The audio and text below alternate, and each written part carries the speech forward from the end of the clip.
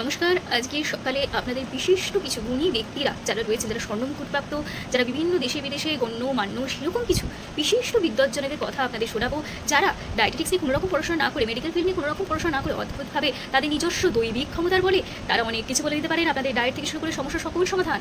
শুনে নিন। Digestive system खराब होता है तो वो लोग ना ऐसे चैंटिंग कर सकते हैं 1 1 1 2 2 2 डाइजेस्टिव सिस्टम ठीक। और কি করা যায়? আমি তখনই আপনাকে জিজ্ঞেস করবো আপনার ফুড অ্যাডিক্ট।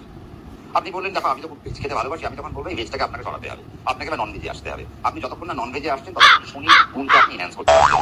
কেন? আমাদের ভেলা বলে একটা কথা হয়, আমাদের জন্মছকে ভেলা বলে একটা কথা হয়। সেই ভেলাটা কি? রবিবার থেকে সেই ভেলা শুরু হয়, তমভেলা, রজভেলা, সত্যভেলা, তমভেলা, রজভেলা, সত্যভেলা। এই ভেলা করতে করতে করতে গেলে তমভেলায় আমাদের দিন শুরু হয়। যেমন রবিবারটা আমাদের তমভেলায় শুরু হচ্ছে, আবার সাত্বিক ভেলায় এসে একটা মানে তামসিক থেকে তামসিক থেকে সাত্বিক, এই হচ্ছে চক্র। এই চক্রের মধ্যে আপনাকে চলতে হবে। আপনার কোন ভেলায় জন্ম? তমভেলায় জন্ম, তাহলে আপনার তামসিক গুণ বাড়াতে হবে। সত্য ভেলায় জন্ম, তাহলে আপনার শরীরে সাত্বিকতা বাড়াতে হবে। আপনার রজভেলায় জন্ম, তাহলে আপনার মধ্যে রাজসিকতা বাড়াতে হবে। রাজসিকতা বাড়াতে গেলে একটু মদ খেতে হবে। আচ্ছা, আমাকে অনেকে এসে কেন বলছে, আমাদের দেশের মধ্যে প্রচুর ভুল ধারণা রয়েছে। আমাকে অনেকে এসে বলেন দাদা শনি দশা ঢুকে গেছে, তাহলে মদটা ছেড়ে দিই। আমি আর তাহলে মদ খাচ্ছি না। কেন খাচ্ছেন না? আপনি এতদিন যে মদটা খেয়েছিলেন, এখন যে আপনার শরীরটা চাইলেও যে সে আর পাবে না, তার মানে এই জায়গাটা তো ভুল হচ্ছে।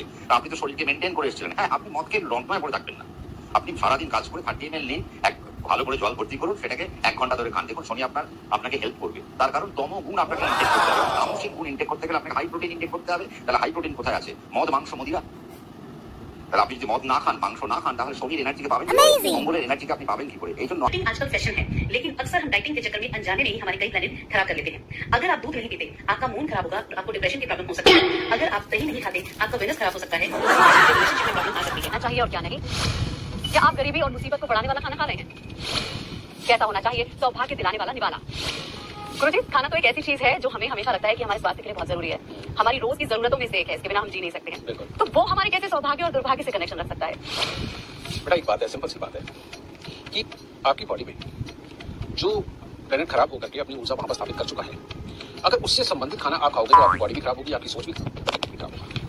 और जो प्लेनेट आपकी बॉडी के अंदर शुभ होकर के अपना स्थान बना একটা সম্পর্ক রয়েছে, কিন্তু আপনাকে কিন্তু বুঝে শুনে কাজ করতে হবে। বৃহস্পতির অ্যাডপশনকে বাড়াতে হবে। বৃহস্পতির যে ধরনের খাবার দাবারগুলো পছন্দ, সেই ধরনের খাবার দাবারগুলো কিন্তু এখন একটু আপনাদেরকে একবার করতে হবে। হাই প্রোটিন আমার মনে হয় দূরে চলে যাওয়া উচিত। বৃহস্পতি বিশ্বরাশিতে থাকায় আপনার বিশ্বরাশি জাতক জাতিকাদের হাই প্রোটিন থেকে এখন দূরে চলে যাওয়া উচিত। হ্যাঁ, তবে সি ফুড যদি আপনারা বেশি করে খেতে পারেন তাহলে আপনাদের জন্য খুব ভালো। দুধ যদি আপনারা বেশি করে খেতে পারেন, মিষ্টান্ন যদি বেশি করে খেতে পারেন, মিষ্টির জাতীয় জিনিস যদি বেশি করে খেতে পারেন, তাহলে আপনাদের জন্য আগামী দিনে একটা শরীরে ভালো অরা বা ভালো ভাইবস ক্রিয়েট হবে, যে ভাইব্রেশন আপনাকে একটা বড় জায়গা দেখাতে পারে।